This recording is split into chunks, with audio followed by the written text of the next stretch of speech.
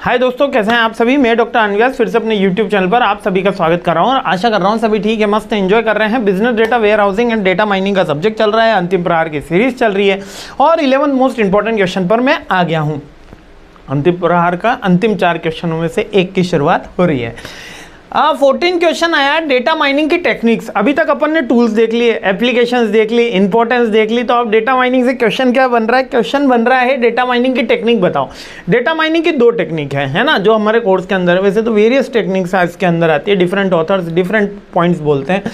एक है डेटा का जनरलाइज करना और एक एनालिटिकल कैरेक्टराइजेशन करना। बहुत सिंपल टेक्निक है, मैं बता देता हूँ आपको, कोई चिंता की बात नहीं है।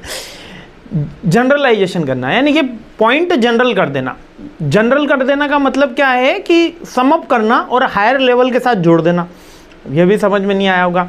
जनरल कर देने का मतलब है कि जो डेटा है उसको सिंप्लीफाई कर दो, उसको इस तरीके से कर दो कि वो नॉर्मलाइजेशन उसके साथ फॉर्मूला अपना लिया जाए, यानी कि डेटा का जो वेरिएशन है उसको कम कर दिया जाए और उसको सिंप्लीफाई कर दिया जाए। या जैसे कि फॉर एन एग्जाम्पल मैं आपको डेटा माइनिंग की एक टेक्निक बोलता हूँ। आपको 30 क्लास है, टोटल कितनी क्लासेस हैं? First, second, third, fourth, fifth, अब सब में कुछ सेक्शन है, ABC, टोटल 30 क्लासेस हैं। एक स्कूल है, पहली से लेकर 10वीं तक चल रहा है। टोटल नंबर ऑफ स्टूडेंट्स का वेट कैलकुलेट करना है। जितने भी बच्चे हैं उन सब का वेट कैलकुलेट करना है। अब वेट कैलकुलेट करना है तो क्या करेंगे? हर एक बच्चे को लाएंगे, बुलाएंगे, वेट करेंगे। अब ये डेटा माइनिंग, अब वेट कैलकुलेशन क्या करना है, क्योंकि गवर्नमेंट चाहती है कि उसके थ्रू आइडेंटिफाई कर सके कि किस एज ग्रुप में क्या अभी नॉर्मल एवरेज वेट चल रहा है और उसके अकॉर्डिंग वो फूड की पॉलिसी प्रिपेयर कर सके स्कूल के अकॉर्डिंग, कि स्कूल में पेस्ट्री वगैरह होनी चाहिए या फास्ट फूड होना चाहिए। क्योंकि बहुत सारे स्कूल्स हैं जहाँ पर इस तरीके की चीज़ें बैन कर दी जा चुकी है कि फास्ट फूड नहीं होगा, पिज्ज़ा नहीं होगा, बच्चों के स्वास्थ्य के लिए अच्छा नहीं। ठीक है, अब ये एक पॉइंट हो गया। तो अब इसके लिए रिसर्च हो रही है, हर बच्चे का डेटा मिलाया जा रहा है, सबका डेटा इकट्ठा हो गया। अब ये रिसर्च तो कर रहे हैं। अब डेटा जनरलाइजेशन में क्या किया जाता है? जो फर्स्ट क्लास है, A class, first class A section, first class B section, first class C section, तो टोटल वेट आया। 20 बच्चे पढ़ रहे थे तो उसका total weight, number of student, और ये हम ऐसी प्रोबेबिलिटी मान के चल रहे हैं कि हर क्लास में स्टूडेंट सेम है, जबकि ऐसा होता नहीं है। लेकिन एक एजम्पशन हमने माना कि हर क्लास में स्टूडेंट सेम है, ताकि हमको हमारा रिलेवेंट रिजल्ट मिल सके। वरना किसी क्लास में 15 बच्चे, किसी क्लास में 16, तो वो बात होगी नहीं। तो हम ये मान के चल रहे हैं, ये एक हमने एजम्पशन मान लिया। अब क्या हुआ? सबकी टोटल लगाई। टोटल लगाने को ही डेटा माइनिंग की टेक्निक में जनरलाइजेशन बोलते हैं। यानी कि जैसे ही मैंने अगर 20 बच्चों के वो लिख दिए होते हैं वेट, और अगर इनकी टोटल ना लगाऊं तो ये डेटा माइनिंग इसके अकॉर्डिंग भी मैं कर रहा हूं। जैसे ही मैंने इसकी टोटल लगाई और फर्स्ट क्लास ए सेक्शन मान लो 302 किलो रिप्रेजेंट कर रहा है, ठीक है, 302 किलो रिप्रेजेंट कर रहा है। सेकेंड क्लास 303 किलो, है ना। अब फर्स्ट क्लास में एक सेक्शन था, यहाँ पर 300 आया, यहाँ पर 270 आया, कुछ भी, मतलब एक राउंड फिगर के अंदर अपन ने ये लिया। ये फर्स्ट क्लास का डेटा हुआ। तो फर्स्ट क्लास में 3 ही एस्पेक्ट हुए, ABC, 302, 300 और 270। ये 20 बच्चों का एवरेज वेट आया। क्लियर हो गया? टोटल वेट आया, एवरेज नहीं निकाला अभी, टोटल वेट आया। तो ये हमने क्या करा? डेटा को जनरलाइज करा, सिंप्लीफाई करा।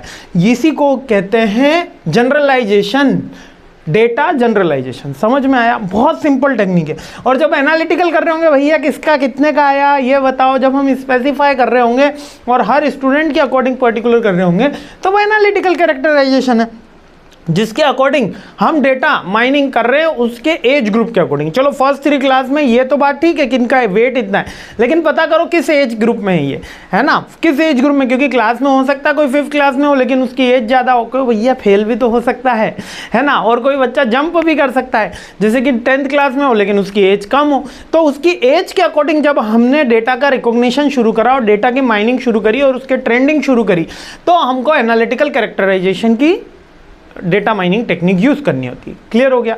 ये दोनों मेजर टेक्निक है। तो data mining offer a vast arsenal for technique for uncover the hidden pattern. ठीक है, इसके अंदर पहला data generalization. Data generalization focus on simplifying और reducing the granularity of the data, यानी कि लेंथीनेस, है ना, इसको आप ये समझिए यहाँ पर लेंथीनेस। जैसे अब इससे क्या होगा कि प्राइवेसी प्रोटेक्शन हो जाएगा। प्राइवेसी प्रोटेक्शन, क्योंकि हम जनरल बात कर रहे हैं कि फर्स्ट क्लास के सारे बच्चों का जो एज वेट है वो 302 kg है। प्राइवेसी, राम का इतना है, सीता का इतना है, मंगल का इतना है, श्याम का इतना है, सोहन का इतना है। आजकल तो ऐसे नाम मिलते ही नहीं है। आरव का कितना है, कीर्ति का कितना है, सौम्य का कितना है, यशस्वी का कितना है।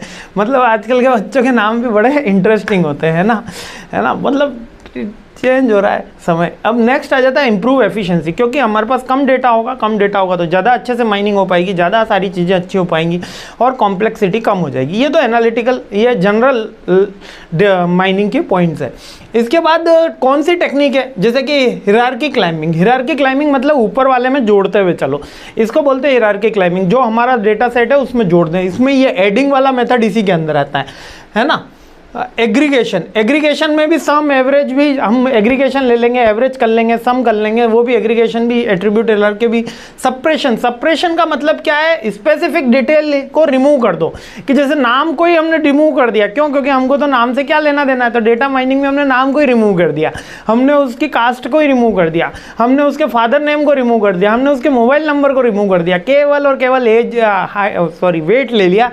तो सप्रेशन यानी कि जो ऐसा डेटा जो इररिलेवेंट है उसको मेजर पॉपुलेशन को हम रिमूव कर देते हैं, वो सप्रेशन में आ जाता है। हिरार्की क्लाइंबिंग भी समझ गए, ऊपर वाले को जोड़ लेना बस, ठीक है। मोड की जो टेक्निक थी वो यहाँ से निकली हुई है।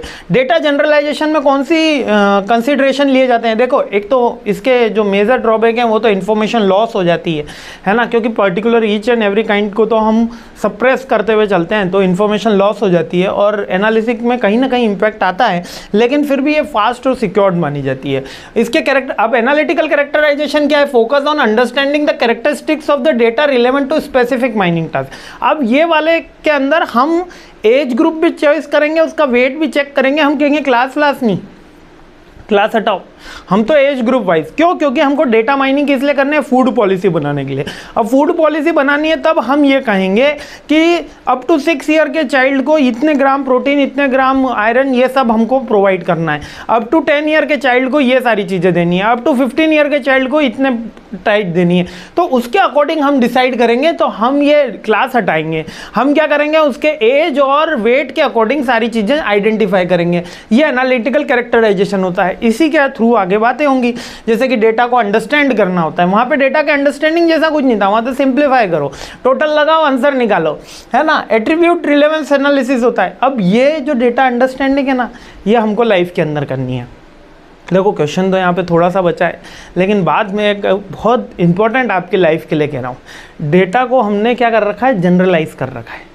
जो पड़ोसी कर रहा है वो हमें करना है, जो हम कर रहे हैं वो किसी और को करना है, जो कर रहे हैं वो हमारे पिताजी ने कहा वो हमें करना है, जो माताजी ने कहा वो हमें करना है, जो गुरुजनों ने कहा वो हमें कर रहे हैं। हम क्या सोचते हैं, हमें क्या पसंद है, हमारी क्या लाइकिंग है, हमारी क्या डिसलाइकिंग है, हम किस में अच्छे हैं, हम किस में बुरे हैं। हो सकता है कोई फेसबुक चलाने में अच्छा, उसको पता है कि फेसबुक में बग कैसे करा जाए, उसको पता है कि फेसबुक में पासवर्ड कैसे क्रैक किया जाए, उसको पता है कि फेसबुक में कितने बग्स आइडेंटिफिकेशन किए जा सकते हैं, उसको पता है कि फेसबुक में कैसे फास्ट चैट किया जा सकता है। तो ये भी बात अच्छी है ना। बट ये भी बात बुरी है कि वही आगे इसके अलावा और कुछ पता नहीं, कार ड्राइविंग नहीं आती, है ना। कौन सी चीज़ आती है और कौन सी चीज़ नहीं आती है, एक उसकी लिस्ट बनाओ, ठीक है। तो इससे आप अपने डेटा को एनालिटिक कर सकोगे कि फ्यूचर में आप करियर के लिए आना बहुत ज़रूरी है। 4th सेम कंप्लीट हो गया, MBA कंप्लीट हो गया, अब अगर आप PhD के लिए जा रहे हो ना, तो यकीन मानिए, या तो मेरी फैमिली जैसा कुछ चाहिए सपोर्ट कि हाँ बेटा तुम पढ़ो, हम तुम्हारे साथ हैं, तुम्हारे जितना पढ़ना हो पढ़ो, कोई दिक्कत की बात नहीं है। और यदि अब आपको करियर के बारे में, जॉब के बारे में और अब पैशन के बारे में फॉलो करना है, खैर हमारी जो PhD थी वो बाय स्कॉलरशिप हुई, वो एक डिफरेंट टास्क है, ठीक है। बट उससे पहले भी मेरी फैमिली ने मेरे को पूरा सपोर्ट कर दिया था कि आप ये काम कर सकते हो, ठीक है। लेकिन क्या आप ये काम कर सकते हो? क्या आप विदाउट UGC नेट की PhD सोचना भी मत। नेट के बिना अगर PhD करोगे तो दिक्कत आएगी। तो सारी की सारी चीज़ें आपको डेटा को अंडरस्टैंड करना है, अपने आप को अंडरस्टैंड करो। डेटा को जनरलाइज मत करो कि उसने कर लिया तो हम भी कर लेते हैं। सिंप्लीफाई करने की लाइफ में कोई ज़रूरत नहीं है। डेटा को जितना खुद को समझोगे, जिनको बात मेरी समझ में आ रही होगी वो समझ रहे होंगे कि सर बात तो सही कह रहे हो, लेकिन अब करें क्या, अब तो आ गए हैं झमेले में, अब करें क्या। अब ये है कि अगर IT फील्ड में अगर आप अपने आप का एनालिसिस नहीं करोगे ना कि कौन सी चीज़ों में अच्छे हो, कौन सी चीज़ों में ख़राब हो और कौन सी चीज़ें अभी मार्केट में ज़रूरी है, 3 लिस्ट बनाओ, कौन सी चीज़ों में अच्छे हो, कौन सी चीज़ों में ख़राब हो, और तीसरी मार्केट में कौन सी चीज़ अभी ज़्यादा ज़रूरी है। अगर मार्केट की लिस्ट आपने पकड़ ली जिन चीज़ों में अच्छे हो वो तो मार्केट की मैच नहीं कर रही होगी, ख़राब होंगे वही मैच कर रही होगी। तो उसको इम्प्रूवमेंट में क्या क्या करा जा सकता है, एक पेन पेपर लेके बैठोगे तो बहुत सारी चीज़ें एक ही मीटिंग के अंदर, खुद के साथ मीटिंग हो रही है, खुद का खुद से मिलन सॉर्ट आउट हो जाती है। इसी को डाटा अंडरस्टैंडिंग बोलते हैं, ठीक है। ये डायमेंशनलिटी को रिड्यूस करता है क्योंकि इसमें मल्टी डायमेंशन होता नहीं, क्योंकि हम इंटीग्रेट करके होते हैं।